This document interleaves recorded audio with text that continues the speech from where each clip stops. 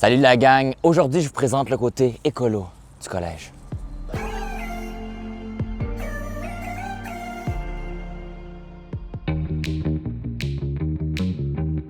Je suis présentement avec M. Rousseau et M. Choquette et on est en plein cœur du potager du collège Jean-Eudes. Messieurs, est-ce que c'est vrai que le collège aspire à devenir une école plus écolo? En fait, Thomas, le volet environnemental au collège, c'est une préoccupation pour la communauté depuis un bon bout de temps. À l'automne 2018, la direction générale a donné le mandat à M. Rousseau et à moi-même de trouver une façon de faire un virage vert pour notre école. On a regardé à travers, ce qui se faisait à travers le monde en termes d'éco-citoyenneté et en termes d'éco-développement. Et on a décidé de signer le pacte de l'école québécoise au printemps 2019. Cette signature-là nous obligeait à prendre des mesures concrètes pour lutter avec les changements climatiques, en fait. Mais pour réussir ce virage-là, ça prend absolument deux choses, la forme et le fond. Puis c'est quoi ça, le fond? Donc pour le fond, c'est assez simple. Le collège est déjà un chef de file en éducation. Maintenant, on veut s'améliorer en environnement et s'assurer qu'on forme des éco-citoyens.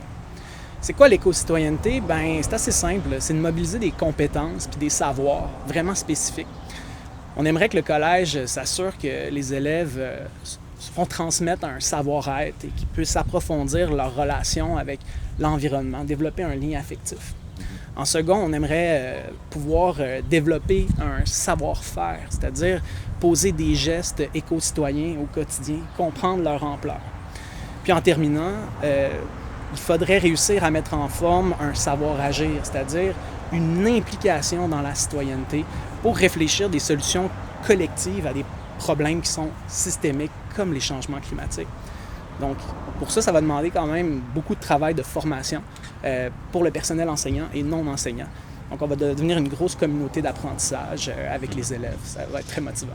Puis, je pense que M. Choquette, vous avez parlé aussi de la forme tantôt. Et en fait, c'est beau l'éducation, puis ça va être hyper important la formation, mais ça va être aussi une priorité d'avoir un milieu qui respecte ce qu'on enseigne. Donc, on donne des exemples, il faut bien faire le tri des matières résiduelles. Ensuite, il faut encourager les élèves et les membres du personnel à développer un lien avec l'environnement.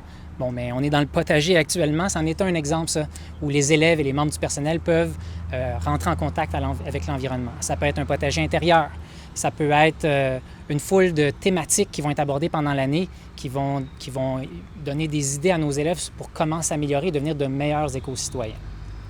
Alors, c'est un projet hyper motivant, tant pour toute la communauté, et on travaille très fort là-dessus.